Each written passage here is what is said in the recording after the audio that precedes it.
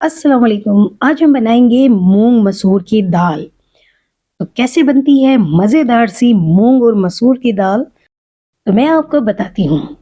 तो चलिए फिर हम बनाना शुरू करते हैं। तो दाल बनाने के लिए सबसे पहले पैन में हम पानी डालेंगे। तो इसके लिए मैं 1.5 लीटर पानी डाल रही हूँ क्योंकि हम बनाएँगे आधा किलो दाल।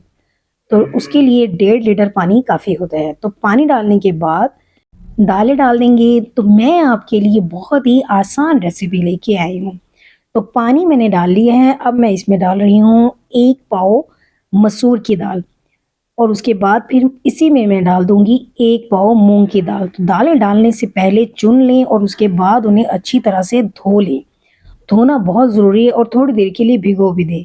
तो मैंने इसे 10 से 15 मिनट के लिए भिगोया था, इससे ज़्यादा नहीं भिगोया और पानी निकाल दिया और अब मैंने दालें पानी में डाल दी हैं। उसके बाद 1 प्याज़ डाला है और साबुत ही लहसुन भी डाल देना है और 1 टुकड़ा अदरक का।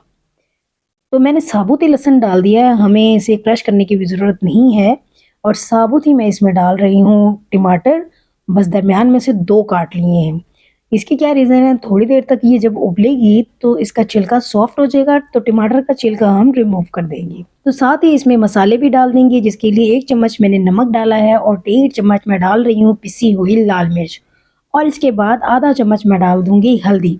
बस इससे ज़्यादा मसाले अभी नहीं डालेंगे। इन 3 मसालों के साथ हम दाल को पकाएँगे और फिर मैं आपके साथ एक टिप शेयर करूँगी कि जिससे दाल उबलेगी तो लेकिन बाहर नहीं गिरेगी। क्योंकि जब भी हम दाल पकाते हैं तो उससे एक प्रॉब्लम आती है कि पानी जब उबलने लगता है और उसे हम कवर करते हैं तो वो बाहर गिरने लगता है। तो टिप अभी मैं आपके साथ शेयर करती हूँ, जिसके लिए देखिए ज़रा पानी जो है वो उबलने लग गया है, पानी में उबाला आ गया है। अब मैं इसे थोड़ा-सा मिक्स कर दूँ और मैं लकड़ी की चम्मच से बना रही हूँ। मूँग मसूर की दाल अगर हम लकड़ी की चम्मच से बनाएँ तो बहुत मज़े की बनती है, उसमें एक टेस्ट आ जाता है। और इसी लकड़ी की चम्मच को मैं पैन के ऊपर रख दूँगी। जब मैं ये लकड़ी का चम्मच पैन के ऊपर रखूँगी, इसके ऊपर अब मैं ढक्कन रख दूँगी तो दाल उबलेगी लेकिन वो गिरेगी नहीं। फिर आप आराम से 25 से 30 मिनट के लिए पकने दें दाल को मीडियम फ्लेम पे।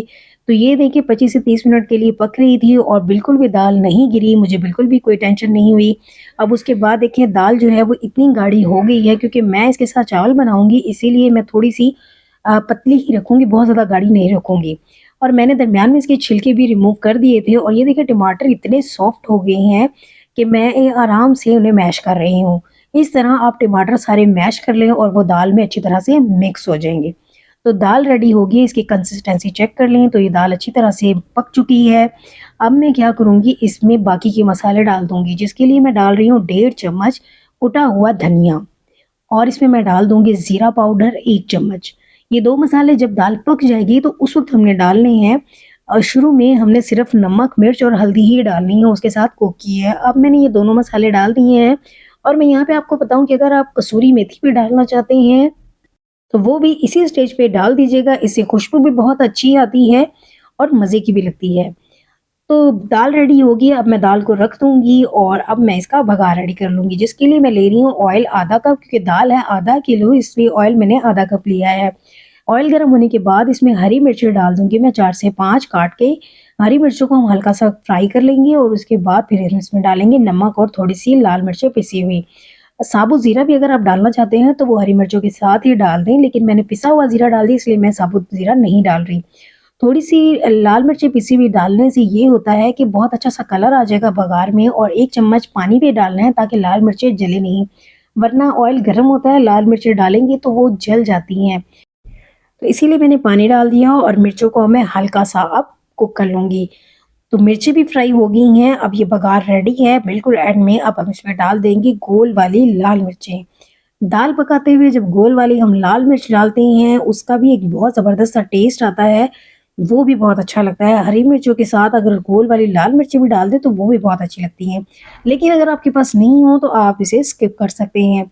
तो लाल मिर्चों को भी हम थोड़ी देर के लिए कुक कर लेंगे, उसके बाद फिर ये बघार रेडी हो जाएगा, तो अब हम इसे दाल पे डाल देंगे। तो दाल जो है, वो मैंने एक साइड पे रखी थी, तो अब मैं उसपे बघार डाल देती हूँ। तो ये देखिए मैंने बघार सारा दाल के ऊपर डाल दिया है, अब हम इसे मिक्स करेंगे और उसके बाद फिर मैं इसमें थोड़ा-सा हरा धनिया भी डाल दूँगी। मैं थोड़ा-सा हरा धनिया डाल रही हूँ, आपको ज़्यादा अच्छा लगे तो आप ज़्यादा भी हरा धनिया इसमें डाल सकते हैं। तो अब हम इसे मिक्स करेंगे और मिक्स करने के बाद फिर हम इसे सर्व कर देंगे। तो मैं आपको बताऊँ कि दाल जब ठंडी होती है तो थोड़ी गाढ़ी हो जाती है, इसलिए शुरू में आपने थोड़ी पतली ही रखनी है ताकि ठंडी होगी तो वो गाढ़ी होगी। अगर पकाते वक़्त हम दाल को गाढ़ा कर लेंगे, तो जब वो थोड़ी-सी ठंडी होती है तो बहुत ज़्यादा गाढ़ी हो जाती है। तो ये लिए अब मैं सर्व कर देती हूँ दाल को। तो मूँग और मसूर की मज़ेदार दाल रेडी है, तो फिर मिलेंगे एक और रेसिपी में। अल्लाह हाफ़िज़।